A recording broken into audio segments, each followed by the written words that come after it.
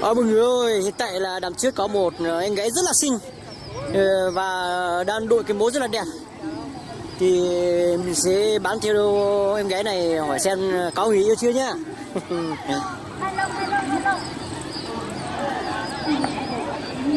Gái ơi. Ô, chào nhá. Gái cho hỏi một tí là gái ở đâu nhỉ? Em ở Vân Hồ ạ. Vân Hồ. Ô, Vân Hồ mà chưa thấy đứa nào xinh như này. Ở chỗ nào Vân Hồ à? Em ở ngã ba Vân Hồ thôi anh. Ngã ba Vân Hồ. Thì công việc là gì ạ? Công việc của em ạ? Vâng. Công việc của em thì chỉ là công việc đi làm thuê thôi anh nhé. Làm thuê. Thì em là người Mông hay là người dân tộc gì ạ? Em là người Mông. Người Mông à? Người Mông mà nói tiếng Kinh là xoáy thế. Không ạ. Học hết lớp mấy đấy? Em không có đi học. Không còn đi học á? Ngày trước học hết lớp mấy ạ? Ngày trước thì em lâu quá rồi em không nhớ. Không nhớ. Đừng có như bà danh là không học nhá. Dạ có ạ. Nhưng Có. mà chỉ học đến như là Lui quên cất hai ạ? chỉ học để biết chữ thôi. Học để biết chữ. Biết viết cái tên của mình là được rồi nhỉ? Đúng rồi đấy. Thì có người yêu chưa đấy?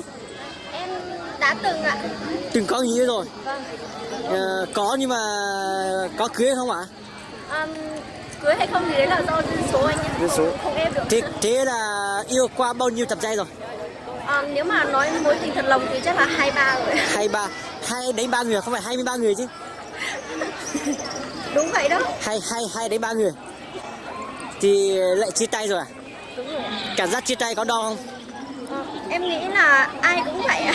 Bình thường à hay là thế nào ạ? Nếu mà cảm thấy tình hiểu nhau mà không hợp nhau thì em nghĩ là sẽ không đau khổ. Không đau khổ. Chia tay là bình thường. Đúng rồi. Một số người chia tay thì khóc 3 ngày, buồn 3 tháng thôi. Họ khóc vì nếu như mà họ thật lòng yêu nhau thì sẽ khóc, còn nếu mình yêu thật lòng một người là phải cần một người hiểu mình. Còn nếu mà cái người mà mình chỉ mù quáng để thích họ thôi, còn thích cái bề ngoài của họ mà không có tình hiểu nhau, không hợp nhau ấy, thì cái đấy chắc là khóc. Thì nếu mà mình yêu nhau thật sự thì chắc chắn là mình sẽ đến được với nhau nhỉ. Còn những người mà không yêu nhau thật sự là chỉ yêu sơ qua là có khi là một số là yêu đơn phương thì nó lại chia tay, nó cảm giác bình thường nhỉ. Em thấy là kể cả yêu thật lòng nhưng mà bây giờ ai mà yêu em là em cưới liền. Yêu là Nếu mà cưới bảo luôn. yêu thôi thì em nghĩ là có những người ta yêu 3-4 năm cuối cùng cũng chỉ là chia tay thôi. Nó không có được Tình yêu lâu dài là không bền vững đâu ạ. Đúng rồi ạ. Chỉ cần tìm hiểu nhau là có duyên với nhau, là biết là hiểu về nhau là cưới luôn. Vâng. Thì bây giờ gu của em như nào, định kiến dạng trai như nào ạ?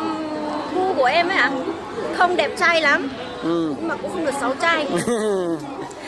không trẻ quá tầm 20 mấy cho đến 30 em cũng sẽ chê.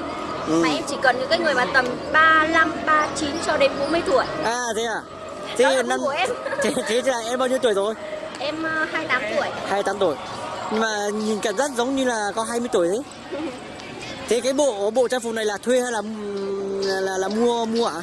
Và bộ trang phục này là em mua, em đặt may nhé.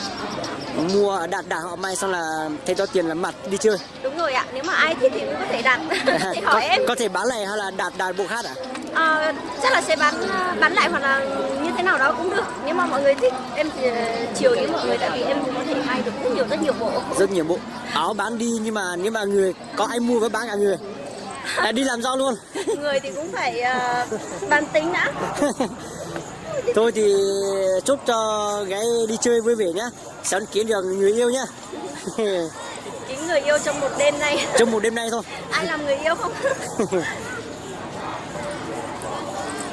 Thì đoạn video kết thúc thì gái có lời nào nữa cho khán giả khi kết thúc video không ạ? Nếu như mà ở chỗ mình này là huyện Mộc Châu đúng không ạ? Đúng rồi. Ở một cái huyện Mộc Châu này mỗi một năm là đến ngày người ta hay gọi là ngày Quốc Khánh mùng 2 tháng 9, nhưng mà thực tế là ngày mùng 1 tháng 9, rất là vui nhé mọi người. Nếu như mà ai chưa đến thì mọi người có thể đến. Còn nếu mà ai đang ở đây rồi thì chúc cho tất cả mọi người ở đây là sẽ có một đêm rất là vui vẻ. Và tối nay mình sẽ xem diễn và hát nữa. Vâng, thì cảm ơn gái nha. Bye bye.